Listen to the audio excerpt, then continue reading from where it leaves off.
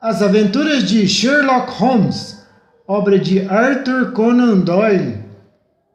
Acho que já observei antes que Holmes tinha, quando queria, um jeito todo especial e insinuante com as mulheres, que conseguia ganhar rapidamente a confiança delas. Na metade do tempo que ele havia mencionado, despertou a boa vontade da governanta e estava conversando com ela como se ambos fossem amigos de vários anos.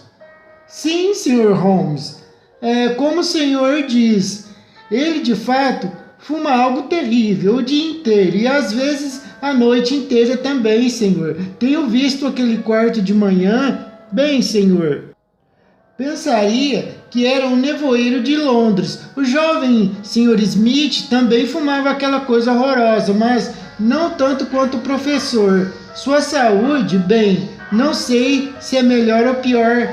Não sei. Tenho até piedade de ambos, principalmente do professor. Anda mal de saúde. Ah, disse Holmes, mas vai perder o apetite. Ah, não sei nada, senhor, sobre essa coisa que ele fuma. Sei que é algo que anda o destruindo totalmente. Está amarelado, magro, com a pele murcha, estranho, com olheiras, com os olhos profundos, até mais calvo. Está muito estranho. A sua saúde não anda nada bem, com as mãos trêmulas. Suponho que o professor quase não come nada. Bem, é variável. Às vezes come bastante, às vezes fica dias sem comer. Aposto como ele não tomou o café da manhã hoje, não almoçará depois de todos aqueles cigarros daquela coisa demoníaca e pestilenta. Bem, o senhor estava lá fora, ao que parece, porque ele tomou um café da manhã reforçado hoje. Não me lembro de tê-lo visto comer esses dias, mas hoje ele comeu. Sr. Holmes, Smith caído lá no chão, não consigo nem olhar para a comida. Bem, há de tudo neste mundo e o professor não perdeu o apetite, é muito estranho. Ficamos a manhã inteira perambulando pelo jardim. Stanley Hopkins tinha ido até a vila para investigar alguns rumores de uma mulher estranha que fora vista por algumas crianças na entrada de Catam na manhã anterior. Quanto ao meu amigo, toda a sua energia habitual parecia tê-lo abandonado. Nunca o vira lidar com um caso de maneira tão indiferente, nem mesmo as novidades trazidas por Hopkins de que encontrara crianças e que elas, sem sombra de dúvida, tinham visto uma mulher que correspondia exatamente à descrição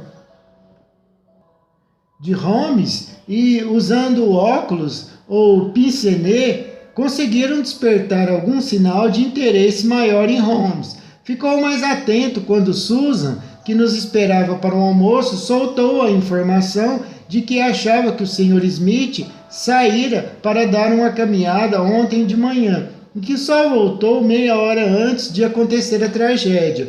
Eu não conseguia ver nenhuma ligação com o caso, mas percebi que Holmes o encaixava no quadro que formara em sua mente. De repente, pulou da cadeira e olhou para o relógio. 2 horas, cavalheiros, disse. Temos de subir para encontrar com o nosso amigo, o professor. O velho acabara de almoçar e seu prato vazio demonstrava o bom apetite que sua governanta lhe atribuíra. Era de fato uma figura muito esquisita. Ao virar para nós, sua cabeleira branca e os olhos baços estavam estranhos. Aquele cigarro pendurado na boca, estava vestido e sentado numa poltrona perto da lareira. Bem, Sr. Holmes, já esclareceu o mistério? Ele empurrou a grande caixa que estava ao seu lado para a esquerda. Prestei atenção em Holmes e notei que os seus olhos brilhavam e suas faces estavam coloridas. Somente numa crise é que eu vira esses sinais de batalha no ar. Sim, disse, eu esclareci já. Stanley Hopkins e eu o encaramos espantados. Algo parecido com escárnio surgiu no rosto magro do velho professor. Verdade? No jardim? Não, aqui, disse Holmes. Aqui? Quando? neste momento. Com certeza está brincando, Sr. Sherlock Holmes. Obriga-me a dizer-lhe que este é um assunto sério demais para ser tratado na brincadeira, falou o velho. Imaginei e testei cada elo de minha cadeia, professor Coram, e estou certo de que faz sentido. Quais são os seus motivos ou que papel exatamente o senhor desempenha neste estranho negócio? Ainda não posso dizer. Dentro de alguns minutos, provavelmente ouvirei de seus próprios lábios. Enquanto isso, reconstituirei o passado para ajudá-lo, pois o senhor pode saber qual a informação de que ainda preciso. Uma dama entrou ontem em seu escritório. Veio com a intenção de pegar certos documentos que estavam no móvel da sua escrivaninha. Ela trouxe sua própria chave. Tive a oportunidade de examinar a sua e não encontrei a ligeira descoloração que o arranhão feito no verniz teria provocado. O senhor, portanto, não era um cúmplice e ela veio sem o seu conhecimento, segundo tudo indica, para roubá-lo. Isto é muito interessante e instrutivo, disse. Não tem mais nada a acrescentar? Com certeza, sabendo tanto sobre essa dama, pode dizer também o que foi feito dela. Tentarei fazer isso. Em primeiro lugar, ela foi apanhada por seu secretário e o atacou para escapar. Estou inclinado a considerar esta catástrofe um incidente infeliz, porque estou convencido de que a dama não tinha intenção de provocar um ferimento tão grave. Um assassino não vem desarmado. Horrorizada com o que havia feito, o assassinato do jovem, fugiu rapidamente do local da tragédia. Infelizmente, para ela, perdera seu pince-nez durante a luta e, como era muito míope, ficava realmente indefesa sem ele. Fugiu por um corredor que pensava ser aquele por onde tinha vindo. Ambos eram ferrados de esteiras de coqueiro e só quando era tarde demais percebeu ter entrado no corredor errado e que sua retaguarda estava bloqueada. O que podia fazer? Não podia voltar, não podia ficar parada onde estava, tinha de continuar. Continuou, subiu uma escada, abriu uma porta e viu-se no seu quarto. O velho sentou-se boquiaberto, encarando Holmes com selvageria. Surpresa e medo estamparam-se em sua expressão. Depois, com esforço, deu de ombros e explodiu numa gargalhada meio falsa.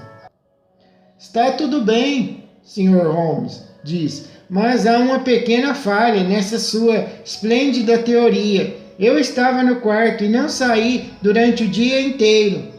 Estou sabendo disso, professor Coram.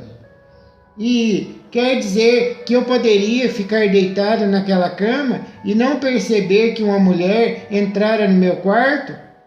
Nunca disse isso, Sr. Coram. O senhor estava ciente disso. Falou com ela, reconheceu-a, ajudou-a a fugir, inclusive. Novamente, o professor explodiu num riso nervoso. Levantara-se, seus olhos brilhavam como brasa. Está louco? Exclamou. Está falando de modo insano. Ajudei a fugir? Onde ela está agora? Está ali, disse Holmes, e apontou para um armário alto no canto do quarto. Viu o velho jogar os braços para o alto. Uma convulsão terrível passou por seu rosto feroz e ele caiu na cadeira. No mesmo instante, o armário para o qual Holmes apontara se abriu, girando sobre os gonzos, e uma mulher saiu rapidamente para o quarto. O senhor está certo, ela gritou, num estranho sotaque estrangeiro. Está certo, estou aqui mesmo. Ela estava marrom de poeira e coberta com as teias de aranha das paredes de seu esconderijo. Seu rosto também estava manchado de sujeira, mas, mesmo sem isso, não poderia ter sido bonita, pois tinha exatamente as características físicas que Holmes adivinhara, com o acréscimo de um queixo comprido e obstinado. Por causa de sua cegueira natural e com a mudança da escuridão para a claridade, ela ficou parada como se estivesse atordoada, piscando e tentando ver onde estávamos e quem éramos. E mesmo assim, apesar de todas essas desvantagens, havia certa nobreza em sua postura, uma graça no queixo arrogante e na cabeça erguida que inspirava certo respeito e admiração. Stanley Hopkins pôs a mão no braço dela e a intimou como sua prisioneira, mas ela o afastou com delicadeza e ainda assim com uma dignidade irresistível que provocava obediência. O velho recostou-se em sua cadeira, com o rosto trêmulo, e a encarou com olhos melancólicos. Sim, senhor, sou sua prisioneira, ela disse. De onde estava eu pude ouvir tudo e sei que conhecem a verdade. Confesso tudo, fui eu quem matou o rapaz Smith. Mas o senhor está certo, o senhor que diz ter sido um acidente. Nem sabia que era uma faca, o que eu tinha apanhado, porque no meu desespero peguei qualquer coisa que vi pela frente, ou melhor, que não vi, pois estava sem os óculos. É a verdade o que estou dizendo. Madame, disse Holmes, tenho certeza de que é verdade. Temo que a senhora não esteja passando bem. Ela estava com uma cor estranha, ainda pálida, sob as manchas de poeira escura em seu rosto. Sentou-se de um lado da cama, depois se reanimou. Tenho pouco tempo aqui, disse, mas gostaria que soubessem de toda a verdade. Sou esposa deste homem. Ele não é inglês, é russo. Não direi seu nome. Pela primeira vez, o velho se manifestou. Deus a abençoe, Ana, exclamou. Deus a abençoe. Neste momento, ela lançou um olhar de profundo desdém na direção dele. Por que se apega tanto a essa sua vida miserável, Sérgio? Disse. Fez mal a muitos, nenhum bem a ninguém, nem mesmo a você, que morre nesse vício desgraçado.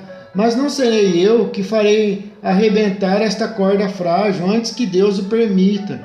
Já tenho muito peso em minha alma desde que cruzei a soleira desta casa maldita. Mas eu preciso falar, ou será tarde demais. Já disse, cavalheiros, que sou a esposa deste homem. Ele tinha 50 anos e eu era uma garota boba de 20 anos quando nos casamos. Foi numa cidade da Rússia, uma universidade, não direi o nome do lugar. Deus a abençoe, Ana, murmurou o velho de novo. Éramos reformistas, revolucionários, niilistas, o senhor entende. Ele e eu e muitos outros. Então viemos tempos de dificuldade. Um delegado de polícia foi morto, muitos foram presos. Queriam provas, e para salvar a própria vida e ganhar uma grande recompensa, meu marido traiu sua própria esposa e seus companheiros. Sim, fomos todos presos por causa da confissão dele. Alguns de nós foram para a forca e outros para a Sibéria. Eu estava entre estes últimos. Mas minha pena não era perpétua. Meu marido veio para a Inglaterra com seus ganhos ilícitos e viveu em paz desde então, tendo consciência de que, se a Irmandade soubesse onde ele estava, não demoraria nem uma semana para fazer justiça. O velho esticou uma mão trêmula e pegou um cigarro. Estou em suas mãos, Ana, disse. Sempre foi muito boa para mim. Ainda não contei o tamanho da sua infâmia, disse ela, seu cínico. Entre nossos companheiros da ordem havia um que era meu melhor amigo. Era nobre, generoso, bondoso, tudo o que meu marido não era. Odiava a violência, éramos todos culpados, se isto era culpa, mas ele não era. Sempre nos escrevia tentando nos dissuadir dessa causa. Estas cartas o teriam salvado. Meu diário também, no qual dia após dia contava meus sentimentos em relação a ele e a opinião de cada um de nós. Meu marido encontrou e guardou tudo, o diário e as cartas. Escondeu-os e tentou por todos os meios tirar a vida do rapaz. Não conseguiu, mas Alexis foi mandado preso para a Sibéria, onde agora, neste momento, trabalha numa mina de sal, o pobre. Pensei nisso, seu vilão. Pense nisso, seu malvado carrasco. Agora, neste exato momento, Alex, um nome que você não merece nem pronunciar, trabalha e vive como um escravo, e ainda assim tenho sua vida em minhas mãos e o deixarei ir. Sempre foi uma mulher nobre, Ana, disse o velho, soltando uma baforada. Ela havia se levantado, mas sentou-se de novo com um pequeno grito de dor. Preciso terminar, disse. Quando minha pena acabou, Sr. Holmes, saí à procura do diário e das cartas, que, se fossem enviados ao governo russo, ajudariam na libertação de meu amigo Alex. Sabia que meu marido viera para a Inglaterra. Após meses de procura, descobri onde ele estava. Sabia que ainda possuía o diário, pois quando estava na Sibéria, certa vez recebi uma carta dele, censurando-me e citando alguns trechos de suas páginas. Mas estava certo de que, com sua natureza vingativa e má, nunca me entregaria essas coisas espontaneamente. Deveria consegui-lo por mim mesma. Com este objetivo, contatei um agente de uma firma de detetives particulares que entrou na casa de meu marido como secretário. Foi o seu segundo secretário, Sérgios, o que o deixou tão apressadamente. Ele descobriu que os papéis eram guardados na estante e conseguiu um molde da chave. Não podia ir mais longe. Forneceu-me um mapa da casa e me disse que de manhã o escritório ficava sempre vazio, pois o secretário estava ocupado pessoalmente. Consegui, mas a que preço? Tinha acabado de apanhar os papéis e estava trancando o armário quando o rapaz Smith me pegou. Já o tinha visto naquela manhã. Ele me encontrou na estrada e eu perguntei a ele onde morava o professor Coram, sem saber que ele era seu empregado. Exato, disse Holmes. O secretário voltou e contou ao seu patrão a respeito da mulher que encontrara, que estava perguntando por ele. Então, em seu último suspiro, tentou mandar a mensagem, que era ela, aquela com quem acabara de falar. O senhor precisa me deixar terminar, disse a mulher numa voz imperativa. E o seu rosto se contraiu como se estivesse ela com dor. Quando ele caiu, corri para fora do aposento. Escolhi a porta errada e me encontrei no quarto de meu marido. Disse-me para desistir. Mostrei-lhe que se fizesse aquilo, sua vida estava em minhas mãos. Se me entregasse à justiça, eu o denunciaria à Irmandade. Não que eu estivesse pensando em mim mesma, mas é que desejava cumprir meu objetivo. Ele sabia que eu faria o que eu disse, que seu próprio destino estava envolvido com o meu e que eu poderia entregá-lo. Por este motivo e por nenhum outro, ele me escondeu. Jogou-me naquele esconderijo escuro, uma relíquia dos velhos tempos que só ele conhecia. Fazia suas refeições no próprio quarto para poder me dar parte da comida. Concordamos que quando a polícia saísse da casa, eu fugiria durante a noite e não voltaria mais. Mas de algum modo o Senhor descobriu nossos planos. Ela tirou de dentro de um vestido um pequeno pacote.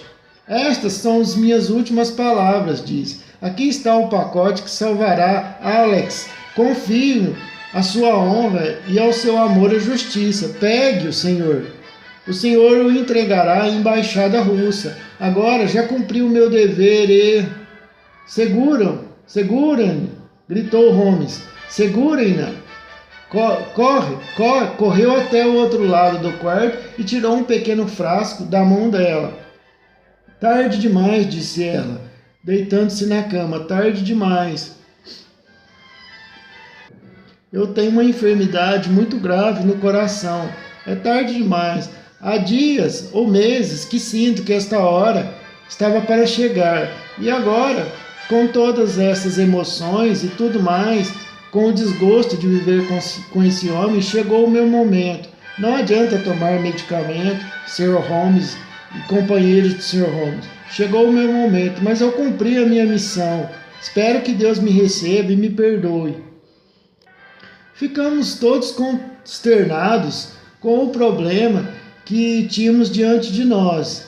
Mas fazer o que? As coisas aconteceram como devia ser. E aquele homem seria punido, aquele carrasco. Um caso simples e mesmo assim, em certos aspectos, Watson, muito intuitivo, observou Sherlock Holmes na viagem de volta para a cidade. Dependia desde o começo do Pincenez, mas sem a sorte de o moribundo tê-lo agarrado, não sei se conseguiríamos ter chegado à solução, meu amigo. Estava claro para mim, pelo grau das lentes, que o seu usuário ficaria muito cego e desamparado sem eles.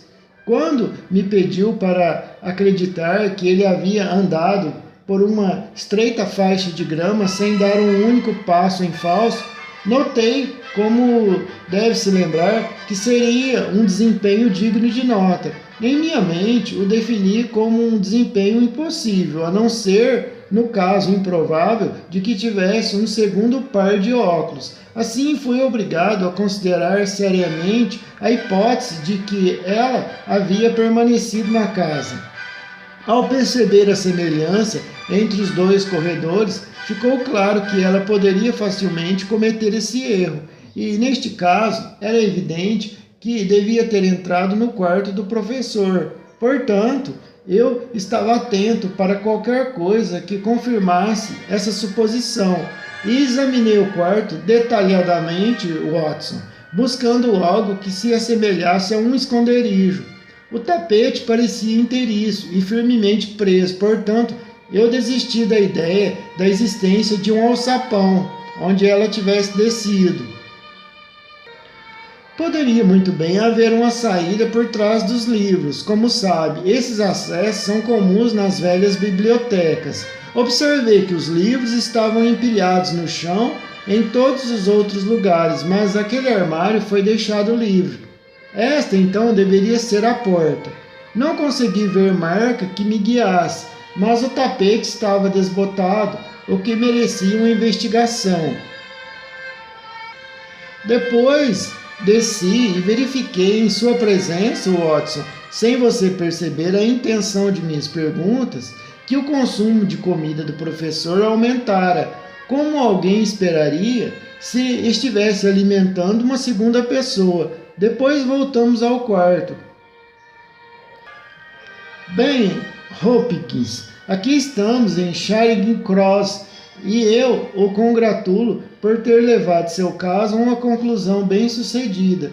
Está indo para a chefatura, sem dúvida. Acho, Watson, que você e eu iremos juntos à embaixada russa.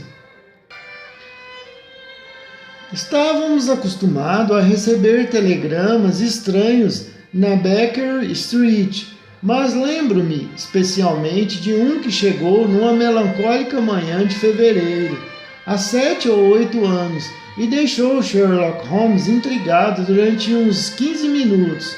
Estava endereçado a ele e dizia o seguinte: por favor, espere-me, terrível infortúnio. 3/4, direito, desaparecido, indispensável amanhã.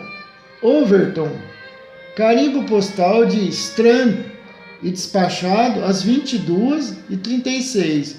Disse Holmes, lendo e relendo. O Sr. Overton estava evidentemente bastante excitado quando mandou. Em consequência, um tanto incoerente. Bem, acho que ele estará aqui depois que eu tiver dado uma olhada no Times, e então saberemos de tudo. Até mesmo o problema mais insignificante seria bem-vindo nesses dias tão monótonos, Watson. De fato, as coisas tinham estado meio paradas conosco, e eu aprendera a temer esses períodos de inatividade, pois sabia por experiência que o cérebro do meu companheiro era tão anormalmente ativo que era perigoso deixá-lo sem material com que pudesse trabalhar. Logo, se ele ficasse sem nada a fazer, ele entrava em depressão e ficava muito triste pelos cantos. Durante anos, eu o afastei gradativamente da tristeza. Portanto, até abençoei esse Sr. Overton, quem quer que fosse ele, já que viera com sua mensagem enigmática interromper a perigosa calma que traria mais perigo ao meu amigo do que todas as borrascas de sua vida tempestuosa. Como esperávamos, o telegrama foi logo seguido de seu realmente e o cartão do Sr. Cyril Overton, Trinity College, Cambridge, anunciou a chegada de um rapaz enorme, 16 stone de ossos e músculos sólidos, que ocupou a moldura da porta com seus ombros largos e olhou para nós com o rosto agradável, crispado de ansiedade. Senhor Sherlock Holmes? Meu amigo inclinou-se. Sim, sou eu. Estive na Scotland Yard, Sr. Holmes. Conversei com o inspetor Stanley Hopkins. Ele aconselhou-me a procurá-lo. Disse que o caso, pelo que lhe parecia, estava mais em sua linha do que na da polícia oficial. Por favor, sente-se, lhe disse Holmes, e me fale mais sobre o assunto. É terrível, Sr. Holmes. É simplesmente terrível. Não sei como meus cabelos não estão grisalhos. Godfrey Stoughton. Já ouviu falar dele? Não. Simplesmente o pivô do nosso time. Gostaria de perder 2 e ter Godfrey na minha linha de three-quarter. Quando está passando, arremessando ou driblando, não há ninguém que se compare a ele. E então ele sumiu e pode destruir todos nós. O que devo fazer? É o que lhe pergunto, Sr. Holmes. O Morehouse primeiro reserva, mas ele é treinado para ser zagueiro e sempre penetra pela direita no scrum, em vez de ficar fora, ao longo da linha lateral. É um ótimo place kick. É verdade, mas não tem nenhum bom senso e não consegue disparar de jeito algum. Ora, Morton ou Johnson, os volantes de Oxford, perderiam driblado. Stevenson é bastante rápido, mas não poderia chutar da linha 25. E um three-quarter que não consegue pegar a bola no ar não merece um lugar no time. Não, Sr. Holmes, estamos derrotados, a menos que me ajude a encontrar Godfrey Stoughton. Holmes ouvira com divertida surpresa este longo relato sobre esporte, despejado com extraordinário vigor e convicção, cada ponto sendo acompanhado do tapinha de uma mão forte sobre o joelho do narrador. Quando nosso visitante se calou, Holmes estendeu a mão e pegou a letra S de seu livro de citações. Pela primeira vez, procurou em vão naquela mina de informações variadas. Existe um Arthur H. Stoughton, o jovem ferreiro em ascensão, diz, e havia Henry Stoughton, a quem ajudei a ir para a cadeia, mas Godfrey Stoughton é um nome novo para mim. Foi a vez de o nosso visitante parecer surpreso. Ora, Sr. Holmes, pensei que soubesse das coisas, disse. Suponho então que se nunca ouviu falar de Godfrey Stoughton, não conhece também Cyril Overton. Holmes concordou, bem-humorado. Ora, exclamou o atleta, eu fui o primeiro reserva da Inglaterra contra Nova Gales do Sul e dirigi o time da universidade durante este ano inteiro, mas isso não é nada. Não pensei que houvesse uma única alma na Inglaterra que não conhecesse Godfrey Stoughton, o craque three-quarter em Cambridge, Blackwich e de 5 internacionais. Meu Deus! Holmes, onde tem vivido? Holmes sorriu diante do assombro ingênuo do rapaz gigante. O senhor vive num mundo diferente do meu, Sr. Overton, mas mais cândido e saudável. Minhas ramificações se estenderam a muitos setores da sociedade, mas nunca fico feliz em dizer ao esporte amador que é a melhor coisa da Inglaterra e a mais sólida. Contudo, Sua visita inesperada esta manhã mostra-me que, mesmo nesse mundo de ar puro e belos jogos, pode haver trabalho para mim. Portanto, agora, meu caro senhor, peço-lhe que se sente e me conte devagar e com calma exatamente o que aconteceu e como deseja que eu o ajude. O rosto do jovem Overton adquiriu um aspecto enfastiado de homem que está mais acostumado a usar seus músculos do que as faculdades mentais, mas, por etapas, com muitas repetições e partes obscuras que omitirei nesta narrativa, colocou diante de nós a sua história. Foi assim, Sr. Holmes. Como já disse, sou o técnico do time de rugby da Universidade de Cambridge e Godfrey Stoughton é o melhor homem. Amanhã jogaremos contra Oxford. Ontem fomos todos para lá e nos instalamos no hotel particular de Bethlehem. Às 22 horas dei uma volta e cuidei para que todos os rapazes fossem para a cama, pois acredito em treinamento rigoroso e muito sono para manter um time em forma. Troquei uma palavra ou duas com Godfrey Stoughton antes que ele entrasse. Ele me pareceu pálido e meio aborrecido. Perguntei-lhe qual era o problema. Disse-me que estava bem, apenas um pouco de dor de cabeça e nada mais. Desejei-lhe boa noite e o deixei. Meia hora depois, o porteiro contou-me que um sujeito mal encarado, com uma barba bem grande, apareceu com um bilhete para Godfrey. Ele não tinha se deitado e o bilhete foi levado ao seu quarto. Godfrey Stoughton o leu e caiu em uma cadeira como se tivesse levado uma machadada.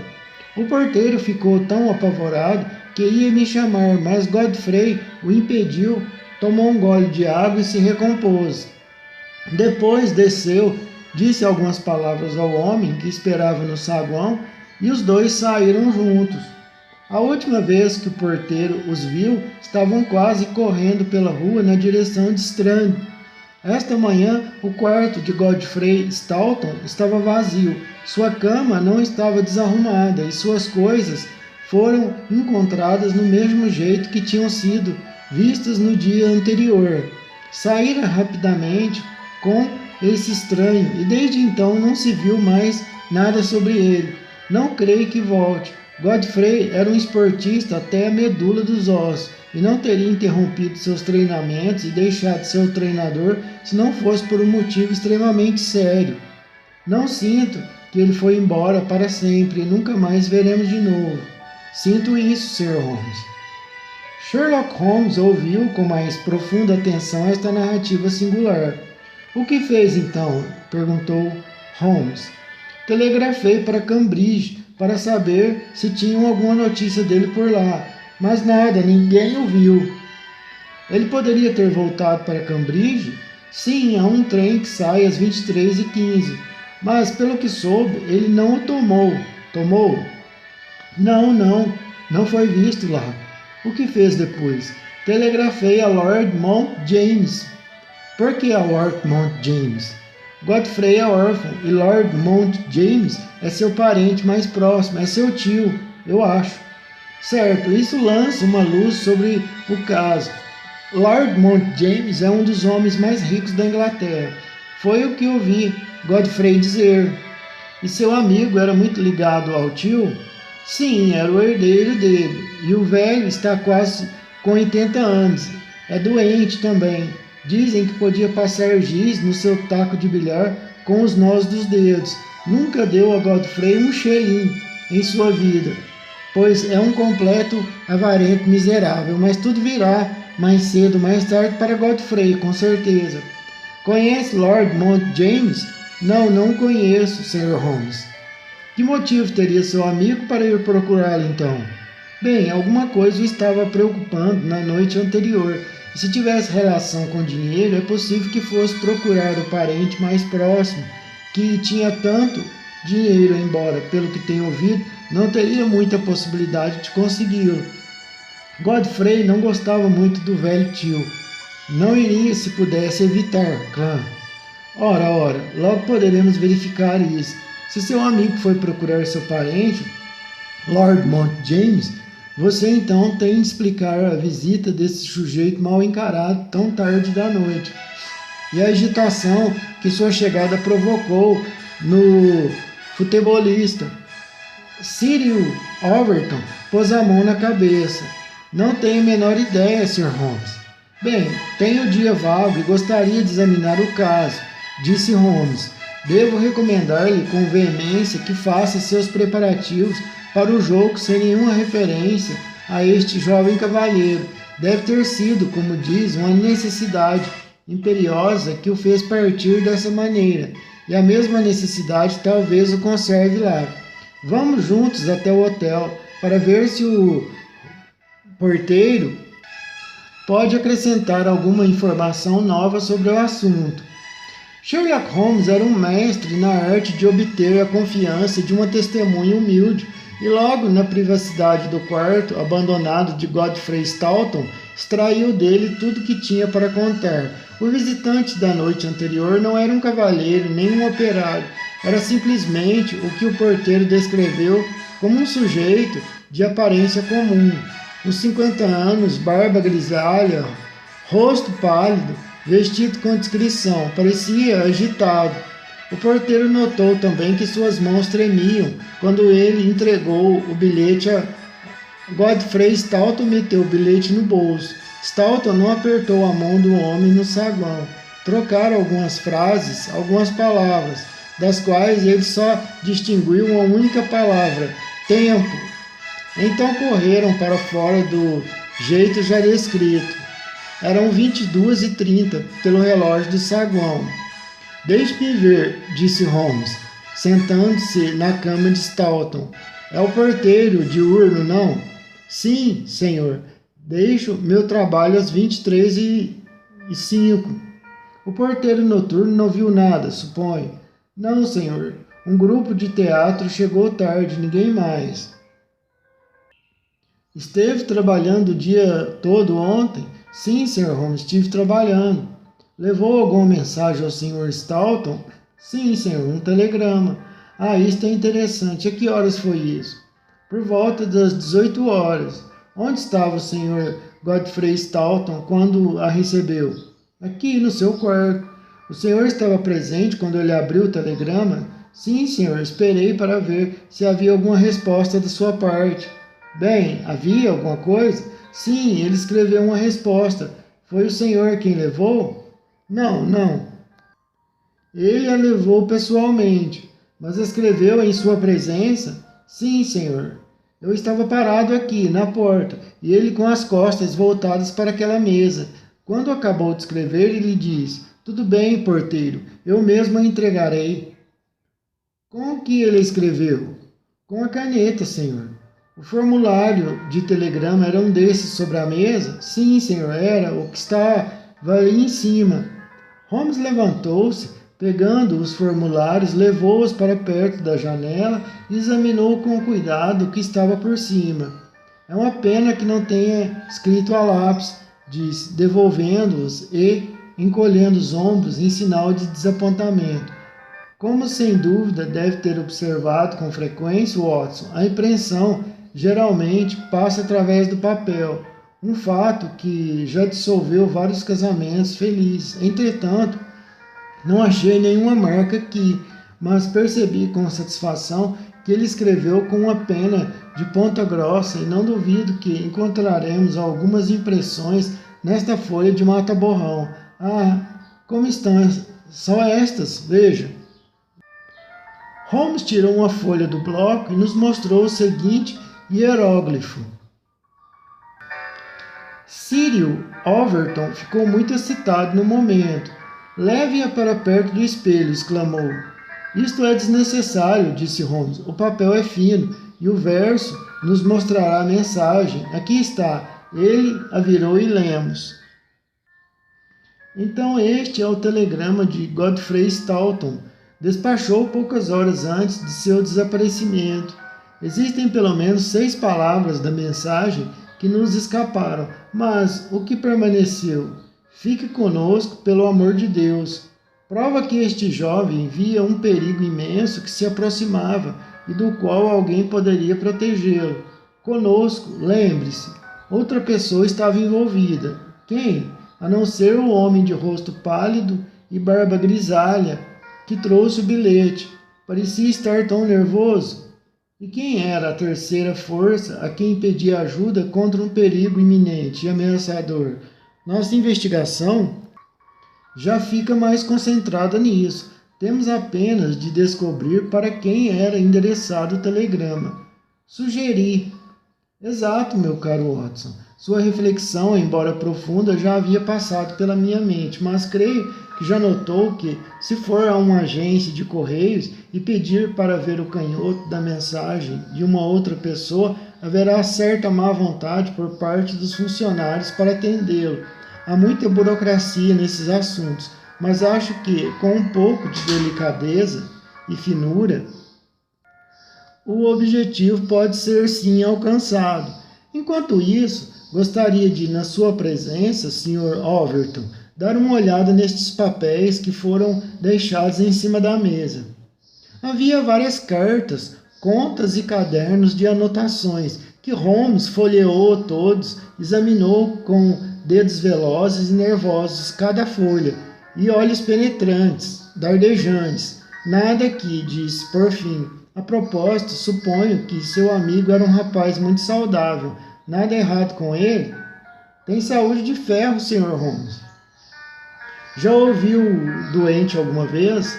Nem por um dia. Certa vez teve uma tosse seca apenas e outra deslocou a rótula, mas isso não foi nada. Talvez ele não fosse tão forte quanto você supõe, Overton. Talvez tenha tido algum problema secreto que você não saiba. Com sua permissão, guardarei um ou dois desses papéis no bolso para o caso de terem relação com nossa investigação futura. Um momento, exclamou uma voz impenitente. Olhamos e deparamos com um homenzinho idoso e estranho, sacudindo-se, contorcendo-se à porta. Vestia-se de preto desbotado, com um chapéu de abas largas e uma gravata branca folgada. O efeito geral era de um vigário do campo ou acompanhante de enterros contratado por um dono de casa funerária. Mas apesar de sua aparência andrajosa e até mesmo ridícula, sua voz tinha um timbre áspero e sua atitude uma intensidade que exigia atenção. Quem é o senhor? E com que direito mexe nos papéis desse cavalheiro? Ele perguntou. Sou um detetive particular e estou tentando explicar o desaparecimento do jovem atleta. Ah, é. E quem o chamou aqui, hein? Este cavalheiro aqui, amigo do Sr. Staunton, me foi enviado pela Scotland Yard. E quem é o senhor? Sou Cyril Overton, disse o nosso contratante. Então foi você que me mandou um telegrama. Meu nome é Lord Mount James. Vim tão rápido quanto era possível pelo ônibus de Bayswater. Quer dizer que contratou um detetive, então? Sim, senhor. E está preparado para cobrir os gastos do detetive? Não tenho dúvida, senhor, que o meu amigo Godfrey, quando o encontrarmos, poderá fazer isso. E se nunca for encontrado, hein? Responda-me. Nesse caso, sem dúvida, sua família. Nada disso, senhor, gritou o homenzinho. Não me peça nem um penny, entenda isso, senhor detetive. Sou toda a família que esse rapaz tem. E lhe digo que não sou o responsável. Se ele tem perspectivas futuras, é porque nunca esbanjei dinheiro. E não pretendo começar a fazer isso agora, esbanjar dinheiro. Quanto àqueles papéis com os quais tomou tantas liberdades, devo lhe dizer que no caso de haver algo de valor entre eles, o senhor será intimado a fazer um relatório sobre o uso que fará deles. Muito bem, senhor, disse-lhe Sherlock Holmes. Posso lhe perguntar, nesse meio tempo, se tem alguma teoria própria para o desaparecimento do seu sobrinho? Não, senhor, não tem. Ele é suficientemente grande e adulto para cuidar de si próprio. E, se é tão bobo a ponto de se perder por aí, eu me recuso totalmente a aceitar a responsabilidade de procurá-lo.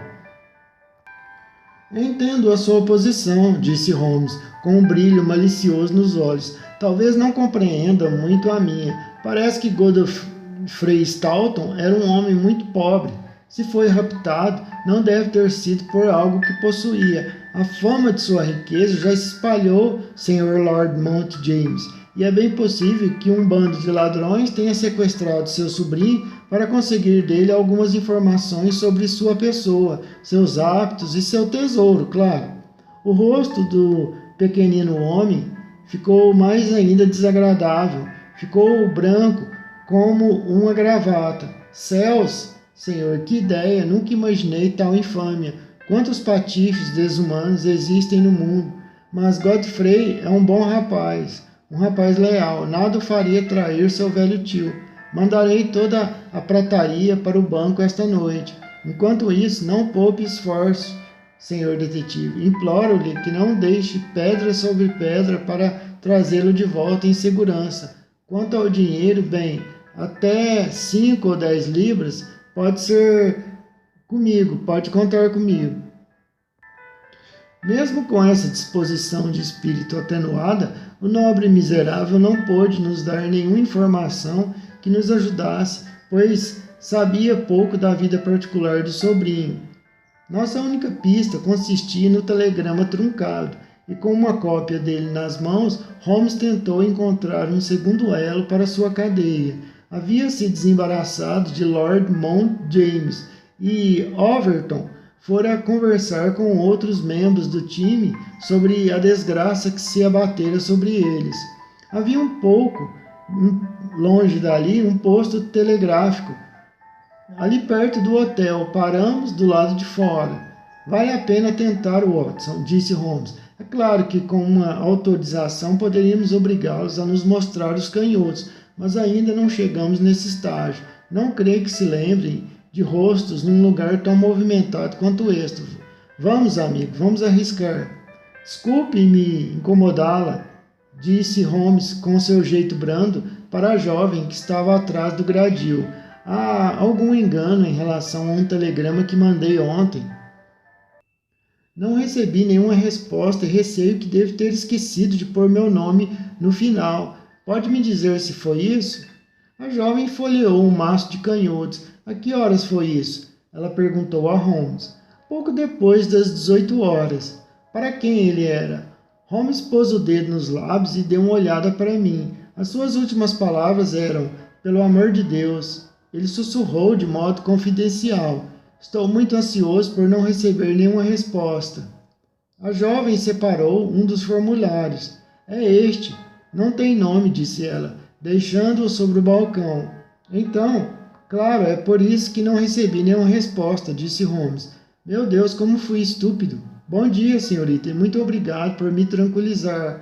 Ele deu uma risadinha e esfregou as mãos quando chegamos à rua de novo. E então, perguntei. Estamos progredindo, meu caro Watson. Estamos progredindo. Tinha 7 diferentes esquemas para conseguir dar uma olhada naquele telegrama. Mas dificilmente eu esperava ter sucesso já na primeira tentativa. E o que conseguiu? Um ponto de partida para nossa investigação. Chamou uma carruagem King Cross Station. Disse, faremos uma viagem então? Sim, acho que devemos ir a Cambridge juntos, Watson. Todos os indícios apontam nessa direção. Diga-me, perguntei, enquanto passávamos pela Gray's Inn Road. Já tem alguma suspeita quanto à causa do desaparecimento do esportista, Holmes?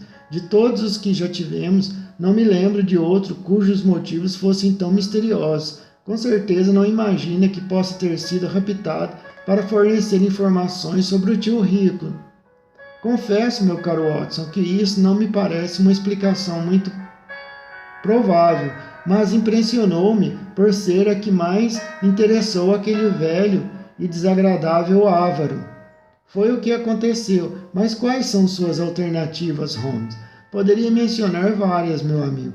Deve admitir que é curioso e sugestivo que este incidente tenha ocorrido bem na véspera do jogo tão importante e tenha envolvido o único homem cuja presença parece essencial ao time de futebol. Pode ser, claro, é claro, uma coincidência, mas é interessante, não é? O esporte amador não tem apostas, mas uma grande quantidade de apostas externas ocorre entre o público. E é possível que seja lucrativo para alguém pegar um atleta assim como um bandido do turf faz com um cavalo de corrida.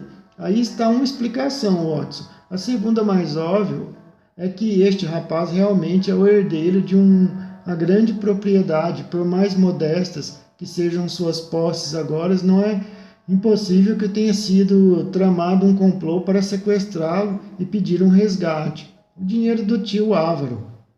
Essas teorias não levam em conta o telegrama, Holmes. É verdade, Watson, o telegrama permanece ainda como a única coisa concreta que temos e não devemos permitir que nossa atenção se desvie dele. É para esclarecer o objetivo deste telegrama que estamos agora a caminho de Cambridge, inclusive. O rumo da nossa investigação está indefinido no momento, mas ficarei muito surpreso se antes do anoitecer não tivermos resolvido o caso ou feito um progresso considerável. Já estava escuro quando chegamos à velha cidade universitária. Sherlock Holmes tomou uma carruagem de aluguel na estação e mandou que nos levasse à casa do Dr. Leslie Armstrong. Poucos minutos depois, parávamos diante de uma mansão na rua mais movimentada. Entramos e, após uma longa espera, fomos levados ao consultório, onde encontramos o Dr. Armstrong sentado à sua mesa. O meu grau de afastamento de minha profissão era demonstrado pelo fato de que eu nunca tinha ouvido falar de Leslie Armstrong.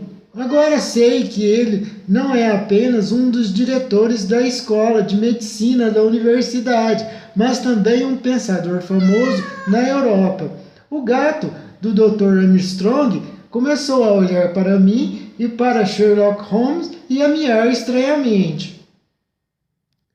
Mas mesmo sem conhecer seu histórico brilhante, ninguém deixaria de se impressionar só de olhar para o homem. O rosto quadrado, maciço, os olhos melancólicos sob as sobrancelhas cerradas e o molde granítico do maxilar inflexível.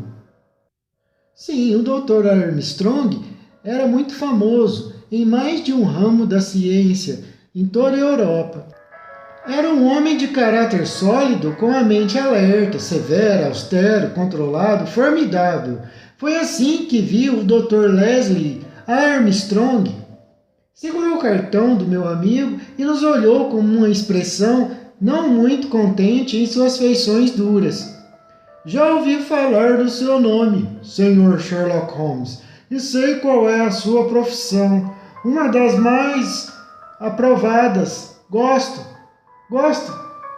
Aprovo. Não aprovo de jeito nenhum.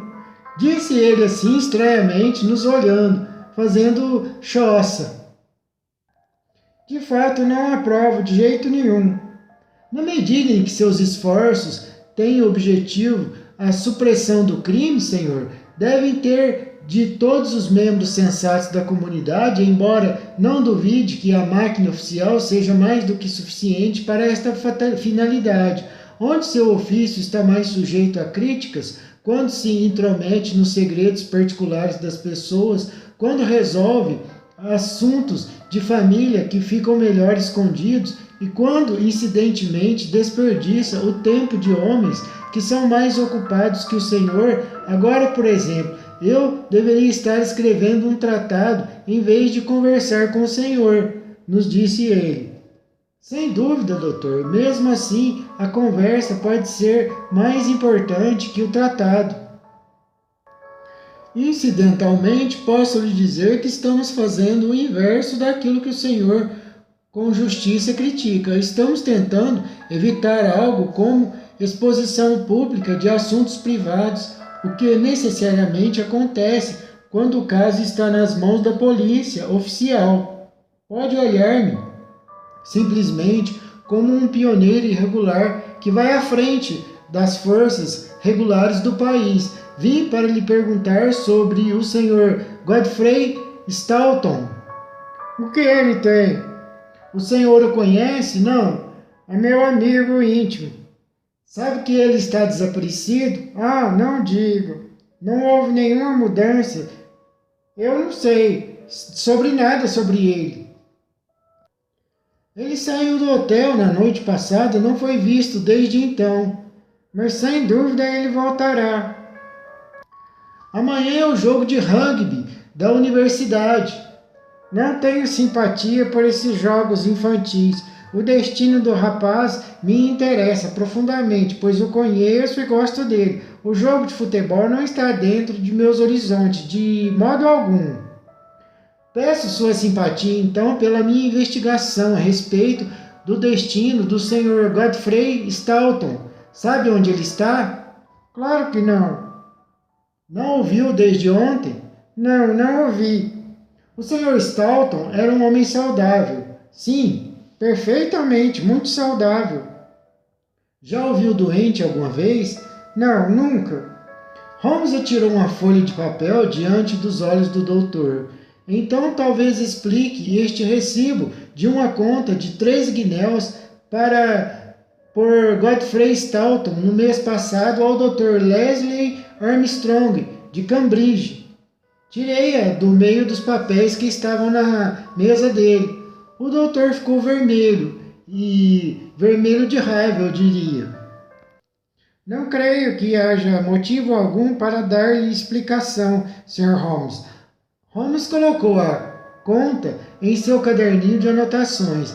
Se prefere uma explicação em público, ela virá mais cedo ou mais tarde, disse Holmes. Já lhe disse que posso abafar o que os outros poderiam publicar. E o senhor seria mais sensato se confiasse em mim, lhe garanto. Não sei nada sobre isso. Teve notícias do Sr. Stoughton, de Londres? Certamente que não. Meu Deus, o correio de novo. Holmes suspirou entediado. Um telegrama muito urgente foi despachado para o senhor de Londres por Godfrey Stoughton, às 16h15 de ontem. Um telegrama que está, sem dúvida, associado ao desaparecimento dele. E mesmo assim não ouviu falar dele. Isto é bastante estranho, condenável, eu diria. Com certeza irei à delegacia, daqui registrarei uma queixa. O Dr. Leslie Armstrong pulou da sua cadeira e seu rosto sombrio estava crispado de fúria.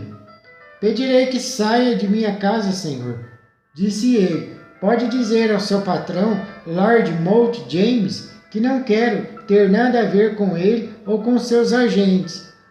Não, senhor, nem mais uma palavra. Não trabalho para Mount James, falou Holmes.